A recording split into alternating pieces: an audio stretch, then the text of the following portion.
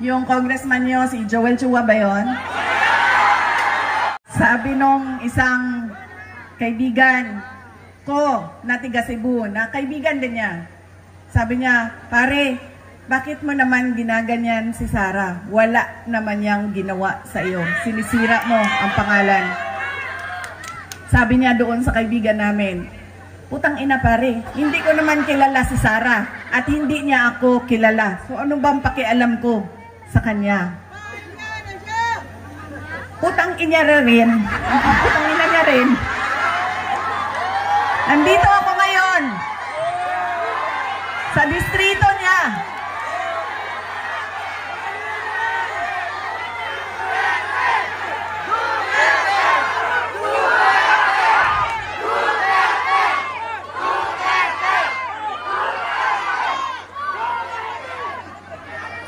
Nagpapakilala ako sa inyong lahat. Ako, si Sara Duterte. Kaya ko makipag-away sa kanal.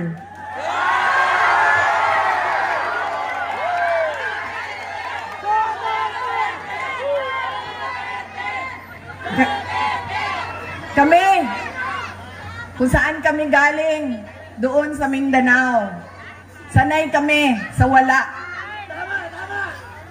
Kaya, walang mawawala sa akin kung dalhin ko ang away na ito dito sa kanal ng distrito ninyo.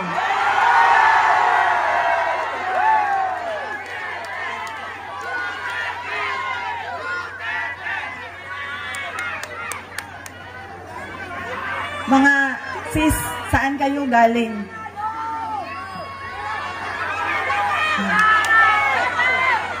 Kinsay mga tausog diri? Mga Maranao.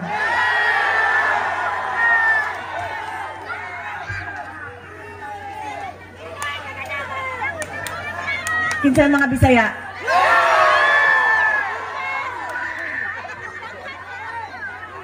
Ayaw mong kalimot ha, pag-abot sa adlaw sa pinili ay butangin na ninyo og 0 si Chua.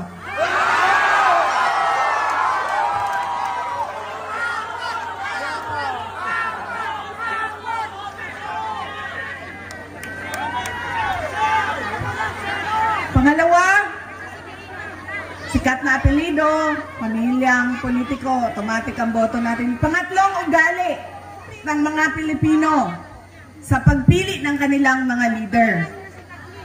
Kung sino yung may pera at bumibili ng boto, ay ibinibigay natin ang ating pagkatao sa kanila.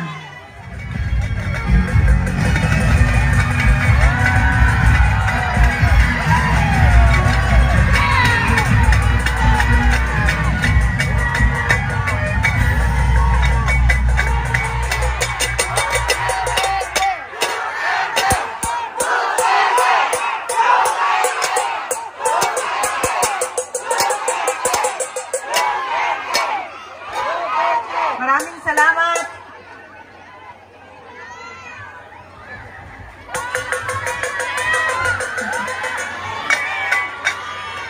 Assalamualaikum warahmatullahi wabarakatuh.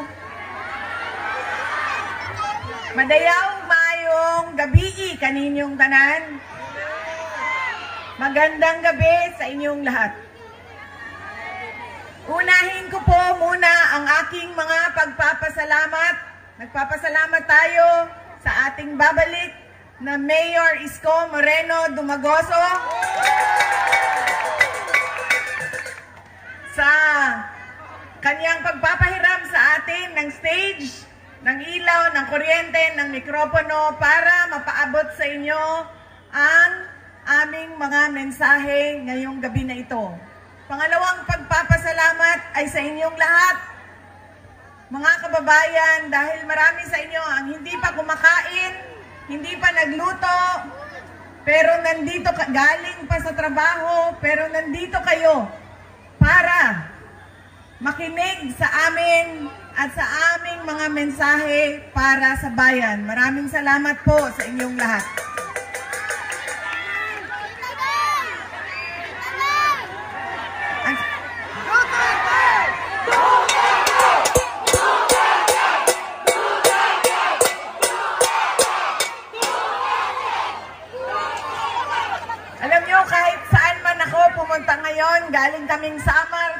kaming Leyte, tumawid kaming Cebu, tumawid kaming Negros, pumunta ako nung isang kagabi dito sa syudad ng Maynila, kaninang umaga sa Quezon City. Ngayon bumalik na naman ako sa syudad ng Maynila. Ang sigaw ng mga tao ay Duterte.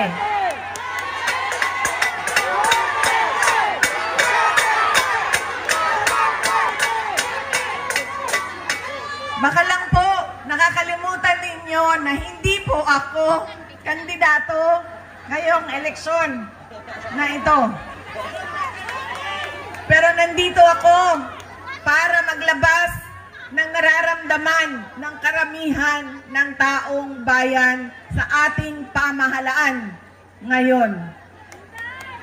Pero tapusin ko po muna ang aking mga pagpapasalamat. Ang sunod po na pagpapasalamat ay mula sa akin, personal, sa inyong lahat, mula sa mga kasamahan ko at sa aming opisina sa tanggapan ng pangalawang Pangulo sa inyong patuloy na suporta at pagtitiwala sa aming lahat. Maraming salamat po sa inyong mga kababayan. At ang huling pagpapasalamat ay mula po sa pamilya namin, ang pamilya Duterte. Napakalaki ng utang na loob namin sa inyong lahat sa pagkakataon na ibinibigay ninyo sa amin na makapaglingkod sa ating bayan. Dako, kaayo, ang amuang utang nga kabubuton kaninyong tanan sa oportunidad na ginahatag ninyo kanamo nga mga makaserbisyo sa ato ang nasod. Daghan kaayong salamat. Magang salamat. Alam nyo, marami sa ating mga problema ngayon ay dahil sa ugali nating mga Pilipino kung paano tayo pumipili ng leader ng ating mga komunidad at ng ating bayan. Una na ugali ng Pilipino ay kung sino yung nagpapatawa sa kanila, sumasayaw, kumakanta, na-entertain sila, ay yun ang naaalala nila pag-upo nila doon sa presinto, sa voting precinct natin. Hindi na natin tinatanong, ano ba ang pangako ng tao na ito nung siya ay tumayo sa entablado para mangampanya? Tinupad ba niya ang kanyang pangako? Yan ang ugali natin.